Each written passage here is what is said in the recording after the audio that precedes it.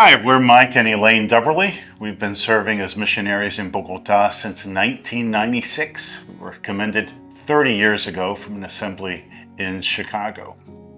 We live in Bogotá and it's about 10 million people. We work in the northwestern side of the city, and are part of an assembly that has started 7 other assemblies. And there's 2 in the works right now. We're waiting to see what the Lord wants to do with that. I also work a lot with the women and children.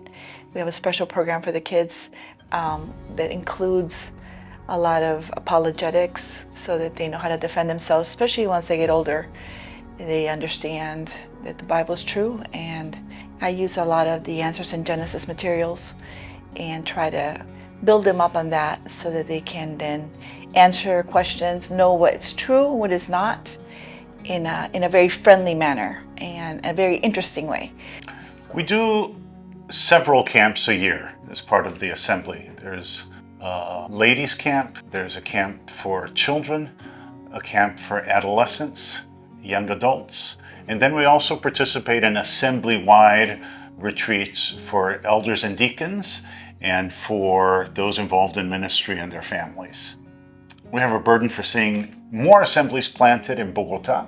It's difficult getting around in Bogotá, particularly midweek, taking a couple of hours and more to get from one part of the city to another one.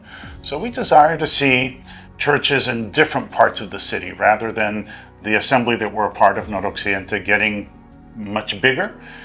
And so to have new assemblies, that means training Sunday school teachers and deacons and preachers and elders. And so that's what we do with our mentoring, with our discipleship. We have help from the Assembly-wide Bible Institute, Instituto Fiel, and also do some training at the local level with courses being taught by fellow missionary Carlos Cruz on Saturday mornings in an online format. We have a discipleship program that lasts about 2.5 years. We have 5 courses in our discipleship program that we do in homes, one-on-one, and also Sunday mornings before the breaking of bread. Our vision isn't to become big or to have churches reporting to us. We want them to be self-governing, providing for their own needs.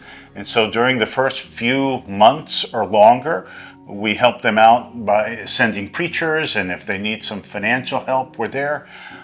But our desire is to see them stand up on their own.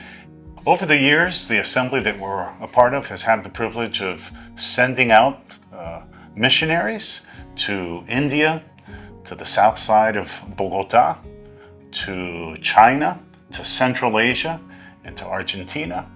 We consider it a privilege to keep in touch with these families.